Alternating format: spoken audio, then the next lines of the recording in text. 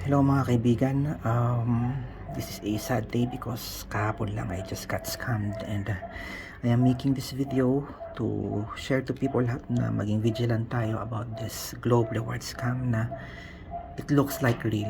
Okay, kahit ako mismo na biktima, and I believe na merong fault ang Globe dito, no? So I just want to show how it happened. So click ko ngayon yung message, makikita natin na ayan, Globe, no? So dito ako na scam sa rewards na to. Pero before we go to that, check muna natin yung messages ng Globe, no? So makikita nyo, Globe talaga siya kasi it looks really like Globe kasi andyan yung promotions, andyan yung reminders ng bill na kailangan mong isettle, and with the right account number, with the right amount rin kasi 600 plus yung plan ko. Okay, andyan, ayan, payment reminder, ayan, and then mga promotions, okay, andyan lahat, no? Even may mga scam alert mga dyan, no? So andyan lahat from today until ito, mahaba to. So for the last 3 years, kasi I believe 2023 yun, when I backread all of the messages ni Globe. Okay, so ayan, August 7, 2023. This is also the month wherein I bought this phone. This is a new plan na phone ko noong 2023. So from 2023 until present, which is 2025 na, 24, 25. So almost 2 years, no, that this Globe has been messaging me. Okay? Okay. Kasi before I click the rewards, syempre tinignan ko muna talaga kung Globe ba talaga siya. So I backread, no? And then eto na ngayon yung scam on how it happened. So syempre may 5,314 na reward sabi ni Globe. So ako naman paniwalang paniwala ako dyan because I have been a subscriber of Globe from, let's say, 5 to 7 years, I think. So alam ko it's possible na makakaipon ako ng ganyang points. So since paniwala man ako na Globe kasi nag-backread ako, nandun yung account ko, nandun yung payment reminder, so I click this one. Okay, so dito na ngayon mag-i-start yung scam. So from, ayan, nasa email, no, globe4ph.com. So I think it looks like legit kasi hindi naman siya wrong spelling, and I entered my number, of course, kasi hiningi, so I have to give. So 1791730.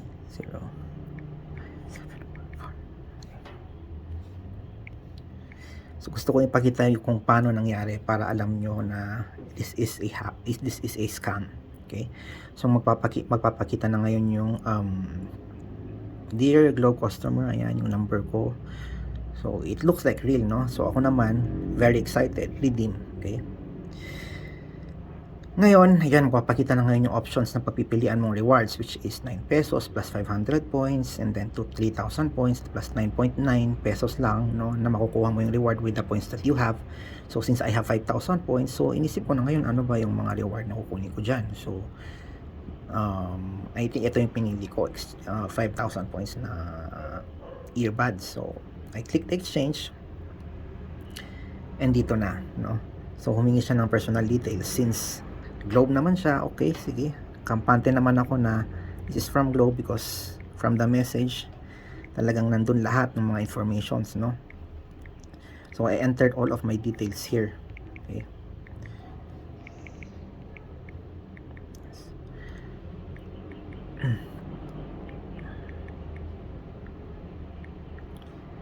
grabe. So I can't believe na nangyari to sa akin kasi ako talaga chine-check ko everything before I go through. Kaya nga yun, before I really click the link, chinek ko talaga na Globe. And kalain mo naman na 3 years, diba? 3 years na messages from Globe. So alam ko legit, no? So ayan, i-click ko lang lahat para makita nyo on how this scam happened. So I have to complete the details. So shortcut ko na yung address para mabilis tayo. Municipality, Trinidad. Okay.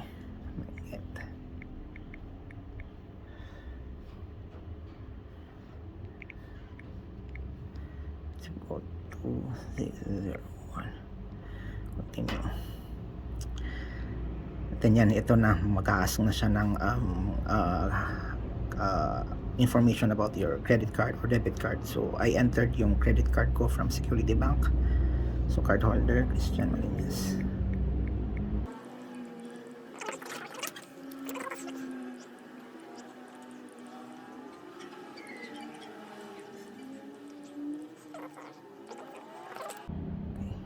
I just have to blur yung mga important information, no? So at least makikita natin kung paano nangyari yung scam.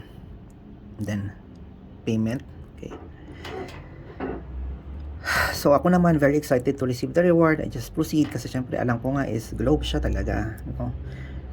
So pumasok yung Globe sa akin and na-check ko lahat, nandun lahat yung messages ko. So I alam ko Globe talaga, no? Okay, so dito na sa next part of this one, dito na hihingi ngayon siya ngayon ng verification code to my mobile number. Okay, which is ayan, medyo matagal bago siya dumating, so antayin natin. Pero syempre pag dumating yung code, I will not give the right code kasi yun magde-deduct kung ano yung doon na ako may scam. Okay, so antayin lang natin saglit, no, para pumasok yung hinihingi niyang code. Okay, ayan. So yun na ngayon yung code. So syempre sa notification ko nagpakita yung code. So ang gagawin ko dyan, ang ginawa ko is I just copy and pasted, no, without reading kung ano yung laman nun. Okay, so I copy that and I pasted. Okay, so sabihin na natin na yung code is 63253. Okay, okay. So, minali ko yung code kasi dyan na ako may na-scam So, i-click ko yung confirm. Okay, mali yung pin code. So, incorrect verification code. Pero kapag babalikan ko yung message, ito yung laman nung message. Okay. So, GHS. Hindi mo malalaman kung ano yan, pero currency yan, no? 20,360. So ano ba yung GHS? Titingnan natin GHS para kasi nakaka-mislead din, iba-ibang currency ang ginagamit nila, so hindi mo malalaman. So GHC, sorry nanginginig na yung phone ko. So GH is GAN yan SEDI. So 1 GHC is equals to 5 peso PH, 5 peso. So kung 20,000 yan times 5, that's 100,000 na madideduct kung tama yung binigay kong code. Pero minali ko for the sake of yun nga, makita nyo lang on how it happened. So ganun po ako na scam, no. I gave the right input kasi nga knowing that it is really Globe. And yung nangyari naman sa akin is AED. So balikan ko yan, AED 35. Pero what's sad is I didn't click it once. I clicked it more than once kasi nung clinic ko yung OTP, sabi is sorry, wrong OTP, no. And then may nagpadala ulit security back ng bagong OTP. Hindi ko naman alam na bagong transaction ulit yon. So that's another scam na fund na scam sa akin, and that's how it happened. Okay, so grabe, nakakalungkot, no. And of course ako, since nung chinek ko yung credit card ko details ko, nakita ko agad, so oh my gosh, I got scam. So nag-search kagad ako nung hotline ni Security Bank para tawagan ko. Okay, Security Bank hotline. Okay, so I search kasi sa computer, no. So nung nakita ko yung hotline scam. Okay, of course magpapakita yung mga numbers that you could call. So lahat yan tinawagan ko. Sadly, I got scammed on a Saturday, and sabi nung hotline, tinawagan ko yung Viber, tinawagan ko yan, walang available na agent to answer me, no, to stop the transaction nga sana. So makikita natin dito sa call history ko, yan, puro Security Bank yan. Hindi ako mapakali, tinawagan ko talaga lahat. And grabe, nakakalungkot lang kasi Security Bank, pero they are not available on Saturdays, no? So try natin tawagan ulit ngayon kung ano yung This one, try natin tawagan kung totoo yung sinasabi ko. Thank you for calling Security Bank. Our business hours are from 8:30 a.m. to 5:30 p.m. Mondays to Fridays. Yun, Mondays If to you know the Fridays. extension number of the party you wish to contact, you may dial it now. Otherwise, press 0 for operator assistance. Thank you. So, zeros, yun lang, operator assistance.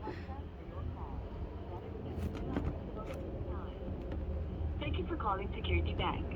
Our business hours are from 8:30 a.m. to 5:30 p.m. Mondays to Fridays. So, Mondays If to you know the Fridays. extension number of the So, ang party galing you rin wish nung to hacker contact, kasi you may dial it now. nag-send siya ng Otherwise, message on a press Saturday. 0 for So, operator even until now, assistance. hindi sila matawagan. So, bukas pa ako pupunta ng bangko para to report this and hopefully ma-investigate, no? Kasi, it's just that yung ibang bangko, they're available from fraud ng even weekdays like BPI. I experienced losing my card and calling them on a Saturday and merong sumasagot dun sa hotline nila, no? Dito sa Security Bank, since it's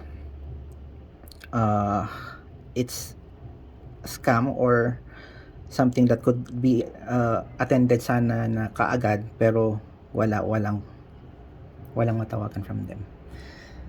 Okay, so that's how I got scammed, no? Now, ito yung pointers ko for Globe, no? If it is system yung hack yung system nila, then dapat meron silang gawin dun sa system nila na ba't may pumasok na ganong message dun sa message na may rewards, okay? Kasi it appeared Globe no?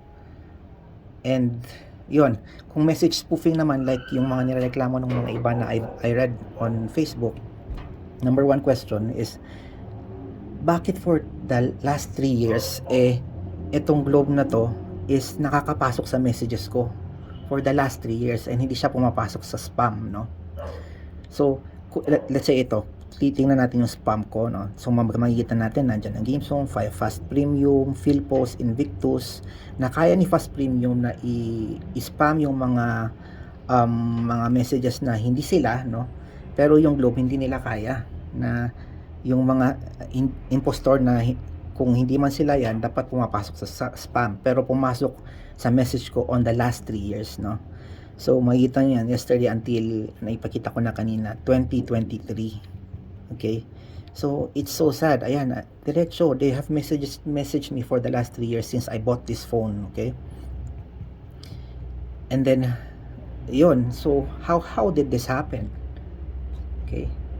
Pwedeng na system yung na-hack yung system or pwedeng na message spoofing na I think liable pa rin sila kasi syempre Globe is a big company na kaya nilang yung mga impostor man is mas malagay nila sa spam, di ba? How did this happen, Globe? Okay? And for Security Bank lang, it's just sad because security, from the word security, na secured ka, pero nung time na I got scammed, walang matawagan from them. Okay? So, you can just imagine na Saturday, I've been calling lahat na hotlines na possible for them, pero ang sasagot lang sa akin is yun nga, Monday to Friday lang sila available. Same with the cellphone number na isa na nakalagay doon. So, hindi rin matawagan. Ito yun, no? Hindi rin sila matawagan, no? Okay. So, that's how it happened, no? I even message yung kakilala ko from Security Bank na unfortunately wala na siya doon, so wala siyang makagawa, okay? And kanina nga lang niya lang ako na-replyan and yun, no? Wala, I'm so helpless kahapon and I feel really like tulala ako until now. And hoping na this could put an end, okay? Na meron sanang magawa ang Globe dito and at the same time for other banks na sana available yung hotlines nila kahit weekends. So it's sad because yung Security Bank, I have loan from Security Bank for 2 years, no? And bayad ko na yung kalahati nun, okay? And then this happened. So napakasakit, no? And sana meron silang magawa about this. So yun, if you could just share this para you could help me reach Globe or you could help me put an end to this, then I would I would thank you in advance and sana hindi mangyari sa inyo ito, kaibigan.